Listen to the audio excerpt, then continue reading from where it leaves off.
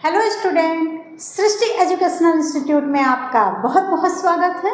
आज हम फिर से आपके लिए इतिहास से बहुत ही अच्छे क्वेश्चन लेकर आए हुए हैं जो एसएससी सीजीएल 2024 में आ चुके हैं। तो चलिए देखते हैं आज के क्वेश्चन। आज का पहला क्वेश्चन है, हड़प नीति भारत के निम्नलिखित में से किस गवर्नर जनरल द्वारा तैयार की गई एक विलय नीति थी। ऑप्शन इसमें 4 हैं। चारों ऑप्शन में option B Lord Dalhousie right answer है। हड़प नीति ब्रिटिश ईस्ट इंडिया कंपनी द्वारा भारत में अपने साम्राज्य का विस्तार करने के लिए इस्तेमाल की गई एक विलय नीति थी। इस नीति के तहत यदि किसी आश्रित राज्य का शासक बिना किसी पुरुष उत्तराधिकारी के उसकी मृत्यु हो जाती है तो उस राज्य का अंग्रेजों द्वारा विलय कर लिया जाता है। अब हम बढ़ते हैं अगले क्वेश्चन की तरफ। निम्नलिखित में से किस राजवंश की स्थापना विंध्य शक्ति द्वारा की गई थी। ऑप्शन 4 हैं। इन चारों ऑप्शन में option C Vakataka right answer है। वकाटक वंश की उत्पत्ति 3वीं शताब्दी के मध्य में दक्कन से हुई थी। वकाटक दक्कन के सातवाहनों के सबसे महत्वपूर्ण उत्तराधिकारी थे। अब हम बढ़ते हैं अगले क्वेश्चन की तरफ।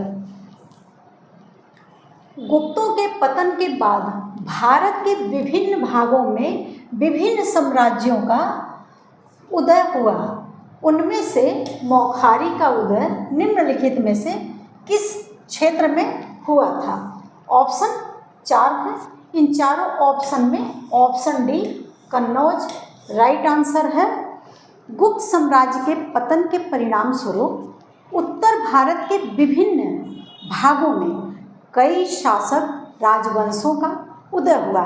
उनमें से प्रमुख थनेसर के पुष्यभूति और बल्लभी के मैत्रक शामिल थे। मौखारियों ने पश्चिम उत्तर प्रदेश के एक शहर कन्नौज पर शासन किया। अब हम बढ़ते हैं अगले क्वेश्चन की तरफ। सबसे महान चोल शासकों में से एक राजा राज प्रथम ने 985 ईस्वी से तक शासन किया। ऑप्शन 4 हैं। चारों ऑप्शन में ऑप्शन सी 1014 ईस्वी आपका राइट आंसर है। चोल साम्राज्य की स्थापना विजयालय ने की थी।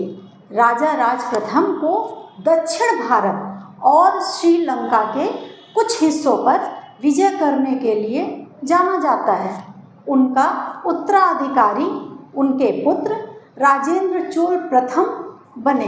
अब हम बढ़ते हैं अगले क्वेश्चन की तरफ।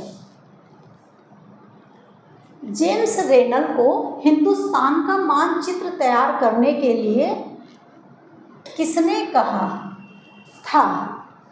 ऑप्शन 4 हैं। इन चारों ऑप्शन में option D Roberts Clive right answer है। राइट आंसर है। रॉबर्ट्स क्लाइव ने 2 बार बंगाल के गवर्नर के रूप में कार्य किया। जेम्स रेनल बंगाल के पहले सर्वेयर जनरल थे और उन्होंने भारत के अधिकांश भाग का पहला व्यापक भौगोलिक सर्वेक्षण किया था। अब हम बढ़ते हैं अगले क्वेश्चन की तरफ। भारतीय राष्ट्रीय सेना का गठन निम्नलिखित में से किस देश में किया गया था। ऑप्शन 4 हैं। इन चारों ऑप्शन में option A Singapore right answer है। भारतीय राष्ट्रीय सेना जिसे आज़ाद हिंद फौज के नाम से जाना भी जाता है, भारतीय समर्थकों की एक सहयोगी सशस्त्र इकाई थी जो जापानी साम्राज्य की कमान के तहत लड़ी थी। इसकी स्थापना मोहन सिंह ने सितंबर 1942 में द्वितीय विश्व युद्ध के दौरान की थी। अब हम बढ़ते हैं अगले क्वेश्चन की तरफ।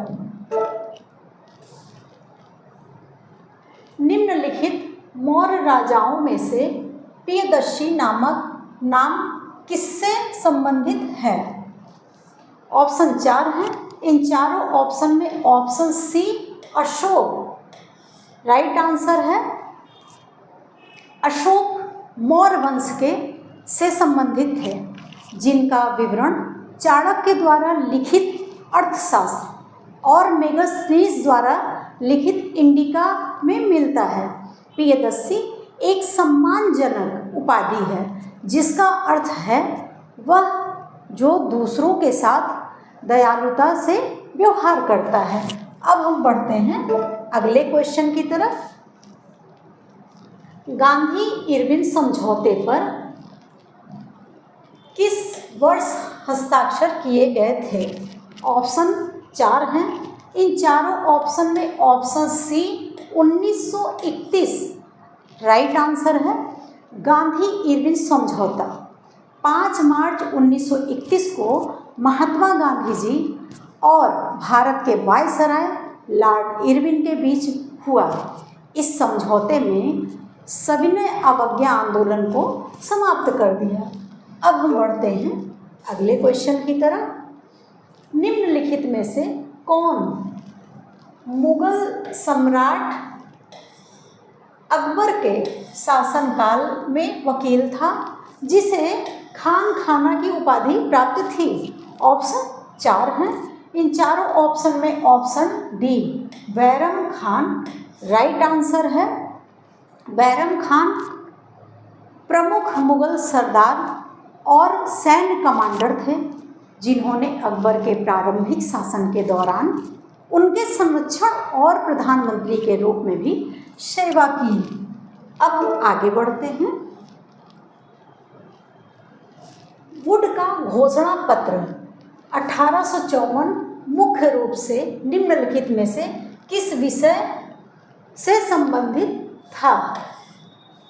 ऑप्शन 4 है। चारों ऑप्शन में ऑप्शन ए शिक्षा राइट आंसर है। 1854 में वुड का घोषणा पत्र चार्ल्स वुड्स द्वारा भारत के गवर्नर जनरल लॉर्ड डलहौजी को भेजा गया एक औपचारिक पत्र था, जिसे भारत में शैक्षिक सुधार की योजना की रूपरेखा दी गई थी। इसे अक्सर भारत में अंग्रेजी शिक्षा का मैग्ना कार्टा कहा जाता है। आज के बहुत ही अच्छे क्वेश्चन रहे हैं, तो जो क्वेश्चन आज मैं आपके सामने लेके आई हूँ, इसका रिवीजन करते रहिए। और हमारा चैनल आपको पसंद आ रहा है तो लाइक करिए, शेयर करिए, सब्सक्राइब करिए, ताकि हम आपके लिए और भी अच्छे अच्छे क्वेश्चन लेकर डेली आती रहूं। और आने वाली परीक्षाओं के लिए बेस्ट विशेष मन लगा के मेहनत करिए। Thank you so much.